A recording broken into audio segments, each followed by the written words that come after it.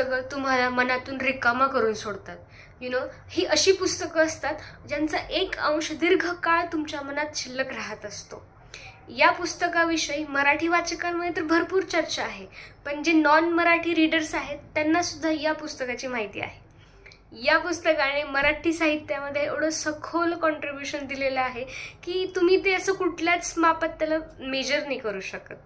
जेव्हा केव्हा महाभारतातील कर्णाचं नाव आपल्या डोळ्यासमोर येतं तेव्हा शिवाजी सावंत यांचं मृत्युंजयच दिसतं.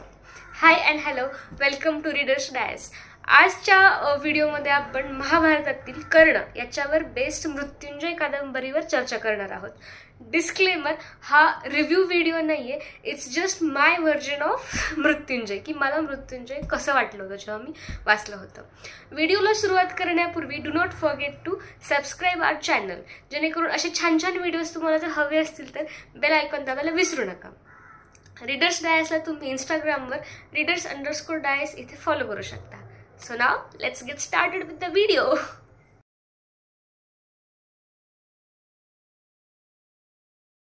So starting with मृत्युंजय कादंबरी.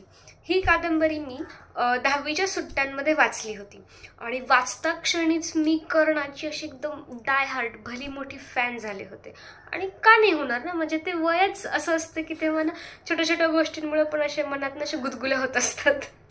तर शिवाजी सावंत यांनी जेव्हा कर्ण तारुण्यात त्याचं जेव्हा पदार्पण होतं तेव्हाचं जे वर्णन केलं आहे, आय हाय हाय हाय, काय सुंदर लिहिलं होतं त्यांनी. की म्हणजे त्याच्या चेहऱ्यावरचं ते तेज आणि कवच कुंडलामुळे त्याचा जो शारीरिक बांधा आहे तो किती उठून दिसतो आणि त्याचा तो फुटलेला आवाज जो नंतर म्हणजे पूर्ण पर्सनॅलिटीचं जे वर्णन होतं तर ते वाचून मला असं झालं होतं की यार मेरा पसंदीदा मर्द तो ऐसा ही होगा.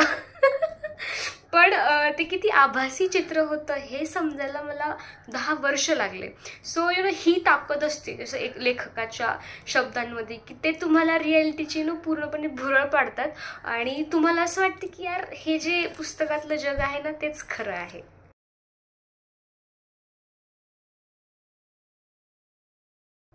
मृत्युंजयमुळे मी कर्णाच्या प्रेमात पडले होते हे तर तुम्हाला आता पुरतं कळालंच असेल. त्यामुळे मी कर्ण वर्सेस अर्जुन या फेमस डिबेटमध्ये मी नेहमी पार्टिसिपेट करायचे. आणि कर्ण किती ग्रेट होता, किती ग्रेट वॉरियर होता आणि अर्जुनाला कसं आयतं मिळालं होतं. श्रीकृष्ण तर कायम त्याच्या पाठीशी होता. तर how things were easy for Arjun. आणि कर्णाने आयुष्यात किती झेललंय, किती अन्याय सहन केला आहे हे मी असं एकदम हिरिरीने मांडत होते. परंतु माझ्या असं लक्षात आलं की म्हणजे शिवाजी सावंत यांनी जे कर्णाचं जे वर्णन केलं आहे ना तर ते असं आहे की म्हणजे एखाद्या मोठ्या कपड्याचा एक धागा धरून त्या धागा विणून पूर्ण नवीन कपडा तयार केल्यासारखं आहे. की त्यांनी पूर्ण महाभारतातलं एक कर्णाचं एक कॅरेक्टर पकडलं आणि त्याच्यावर एवढी मोठी कादंबरी लिहिली, which is not a joke. By the way, कादंबरीवरून आठवलं की ही ओरिजिनल कॉपी नाही आहे. जेव्हा मी वाचायला घेतलं होतं पुस्तक 10वीत असताना तेव्हा मला पायरसी वगैरे काही डोंबलं काही कळत नव्हतं, तर तेव्हा ही कॉपी मी विकत घेतली होती. पण आता ओरिजिनल कॉपी ही आहे. सो जेव्हा तुम्हाला जर पुस्तक वाचायचं असेल, ही कादंबरी वाचायची असेल तर हीच कॉपी विकत घ्या. ओरिजिनल पुस्तकं वाचा, पायरेटेड कॉपीज टाळा. थोडेसे पैसे तुमच्या खिशातून जाऊ द्या. जर तुम्हाला एखाद्या गोष्टीचं नॉलेज मिळत असेल, तुमच्या बुद्धीमध्ये ज्ञानवृद्धी होत असेल तर थोडे पैसे खर्च करायला काही हरकत नाही.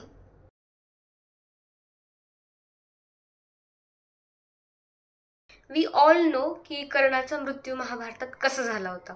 म्हणजे जेव्हा त्याच्या रथाचं चाक चिखलात फसलं होतं तेव्हा अर्जुनाने त्याच्यावरती बाण चालवला आणि तिथेच कर्णाचा मृत्यू झाला. आणि कर्ण तिथे निशस्त्र होता. आणि जेव्हा अर्जुन बाण चालवत होता तेव्हा त्याला श्रीकृष्णानेच आदेश दिला होता की दिस इज द बेस्ट टाइम, की तू आत्ताच बाण चालव म्हणजे त्याचा मृत्यू होईल. तर आय नो दिस की हे कधी ना कधी कादंबरीमध्ये वाचताना शेवटी येणारच आहे.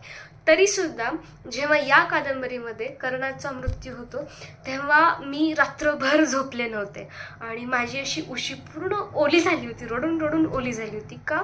कारण की जेव्हा कर्णाच्या जन्मापासून मृत्यूपर्यंत त्याचा जो जीवन प्रवास होता तो मी सुद्धा जगले होते. सो कर्णाचा मृत्यू म्हणजे मला माझ्यातलं काहीतरी गळून पडल्यासारखं झालं. म्हणजे जेव्हा सुरुवातीला कुंतीने त्याला नदीमध्ये सोडून दिलं होतं तर तेव्हाचा जो त्याचा तो मोमेंट होता शिवाजी सावंत यांनी लिहिलेला, ते तिथं बसून शेवटी हा मृत्यू होईपर्यंत I witnessed each and every moment over there. मग त्याच्यामध्ये जेव्हा कर्णासोबत ज्यात कर्ण जेव्हा कॉम्पिटिशनमध्ये भाग घेतो आणि त्याला जेव्हा शूद्र म्हणून हिणवलं जातं तो क्षण असेल, किंवा नंतर शेवटी जेव्हा कुंती त्याला भेटायला येते आणि सांगते की तू माझ्या पुत्रांना म्हणजे पांडवांना मारू नकोस, इनफॅक्ट तू आमच्या साईडला ये, पांडवांच्या साईडला ये, आणि मग तुला ज्येष्ठ पांडव म्हणून तुला ती उपाधी मिळेल आणि द्रौपदी तुझी पण बायको होईल वगैरे. अँड स्टील तो ठरवतो की दुर्योधनासोबतच तो राहीन, इवन इफ तो अधर्म करतोय तरीही त्याच्यासोबत राहीन. तर या सगळ्या मोमेंटमध्ये मी तिथं होते असं मला जाणवत होतोय ना पूर्ण कादंबरीमध्ये. त्याच्यामुळे जेव्हा त्याचा मृत्यू झाला मला माझं आयुष्य अतिशय निरर्थक वाटलं होतं. म्हणजे कर्णाने त्याच्या जीवनाला काहीतरी शेप दिला, काहीतरी त्याचं तो म्हणजे अर्थ देऊन गेला होता त्याच्या जीवनाला. पण मी तिथे बसून ते कादंबरी मी वाचत आहे आणि मी सगळं बघत आहे की माझ्या डोळ्यासमोर किती मोठा अन्याय झाला त्याच्यासोबत. तर मला तर असं एकदम निरर्थकच वाटत होतं. सो त्याच्यामुळे मला असं वाटत राहिलं की शिवाजी सावंत यांनी मृत्युंजयच्या माध्यमातून माझ्या मनात खूप मोठी पोकळी निर्माण केली होती.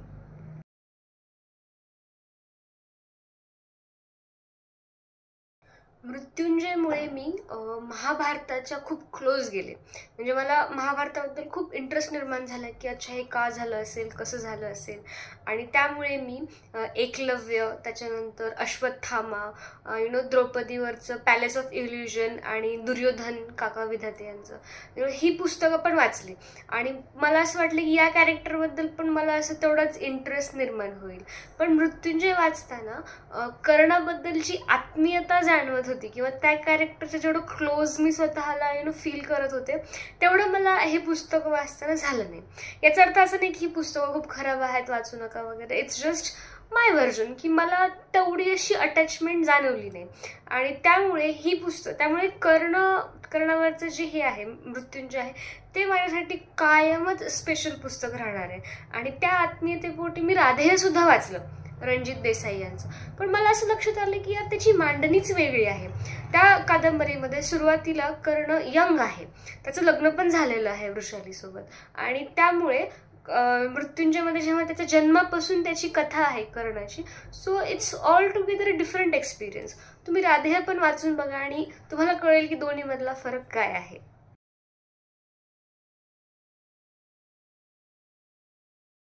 आणि आता जेव्हा मी हे मृत्युंजय परत बघते, यातले काही पानं वाचते, जे काही मी असं हायलाईट करायची मला सवय आहे, तर ते जेव्हा मी बघते तेव्हा माझ्या असं लक्षात येतं की यार मी कर्णाची नाही तर शिवाजी सावंत यांच्या लिखाणाची फॅन झाले होते. त्यांच्या लिखाणामध्ये एवढं सामर्थ्य होतं की मी विसरूनच गेली की यार लिहिलं तर कर्णाला त्यांनी सादर तर माझ्यासमोर त्यांच्या शब्दांनीच केलंय ना. सो मी कर्णाची नाही तर शिवाजी सावंत यांची फॅन आहे. तर याच्यामध्ये असं आहे की प्रत्येकाने कुंती असेल, शोण त्याचा भाऊ असेल, वृषाली आहे, श्रीकृष्ण आहे, दुर्योधन आहे, हे कर्णाच्या आजूबाजूचे जे व्यक्तिमत्व आहे तर त्यांचं कर्णाबद्दलचं काय व्हर्जन होतं, त्यांची काय स्टोरी होती ही मृत्युंजयमध्ये सांगितलेली आहे. पण मी एक खूप मेजर चूक करत आले होते जेव्हा मी मृत्युंजय वाचली की यात जे लिहिलं आहे ना त्यालाच खरं मानत होते, त्यालाच इतिहास समजत होते आणि आय यूज टू थिंक की हेच फॅक्ट आहे. आणि म्हणूनच मी कर्ण वर्सेस अर्जुन या डिबेटमध्ये कर्णाची बाजू घेत होते. माझा सांगण्याचा म्हणजे उद्देश हा आहे की तुम्ही ही चूक करू नका. तुम्ही एकाच टॉपिकवर 10-12 पुस्तकं वाचा. आणि आय नो की हे थोडंसं अनपॉप्युलर ओपिनियन आहे की लोक बऱ्याचदा इतिहास आणि कला या दोघांमध्ये खूप गल्लत करतात. मृत्युंजय सारखी सुंदर कादंबरी आपल्या लेखन शैलीचा, कलेचा एक उत्तम नमुना आहे की जिने आपलं मराठी साहित्य खूप समृद्ध केलं आहे. तुम्ही त्याच अँगलने वाचा. यात जे लिहिलं आहे तेच खरं आहे म्हणून जर बसाल तर मग तुमची स्वतःची खूप म्हणजे संघर्ष होईल तुमच्या मनामध्ये. जसा माझा राधेय वाचताना झाला होता की त्याच्यामध्ये कर्णाच्या दोन पत्नी दाखवल्या होत्या की सुप्रिया आणि ही असते आपली वृषाली, ठीक आहे. आणि मृत्युंजयमध्ये त्याचं तसं वर्णन नाही केलंय दोघींचं. आणि त्यानंतर हे पण आहे की जेव्हा द्रौपदीचं वस्त्रहरण होतं तर तेव्हा मृत्युंजयमध्ये शिवाजी सावंत यांनी लिहिलंय की तो शूद्र आहे म्हणून ती त्याच्याकडे गेलीच नाही मदत मागायला. आणि अकॉर्डिंग टू अदर महाभारत जे आपण सिरीजमध्ये पण बघतो की कर्णाने तिला वेश्या असं म्हणलं होतं द्रौपदी वस्त्रहरणामध्ये. तर ते मला खूप हर्ट झालेलं जेव्हा मी ते नंतर वाचलं किंवा बघितलं की यार असं कसं होऊ शकतं. कर्ण तर आपला हिरो आहे, तो तर असं करूच शकत नाही. So it's like south Indian movies की या कादंबरीचा हिरो कर्ण आहे तर त्याच्याबद्दल निगेटिव्ह काही लिहिलंच जाणार नाही ना. बट इनफॅक्ट जर तुम्ही रावण वाचाल शरद तांदळे यांचा, तर त्याला त्यांनी एक माणूस म्हणून जे ट्रीट केलं आहे की त्याने जे बलात्कार केले आहेत, त्याने जे काही चुकीचे कामं केले आहेत ते सगळे त्यात सांगितले आहेत. बट ऑफकोर्स तो तर रामायणाचा विलनच होता. पण कर्ण तसा नाही. कर्णाला आपल्या मनामध्ये आपण कायम करेक्ट असतो, तसं कर्णाला कायम सगळ्याच सिच्युएशनमध्ये करेक्ट समजून शिवाजी सावंत यांनी त्याचं वर्णन केलं आहे.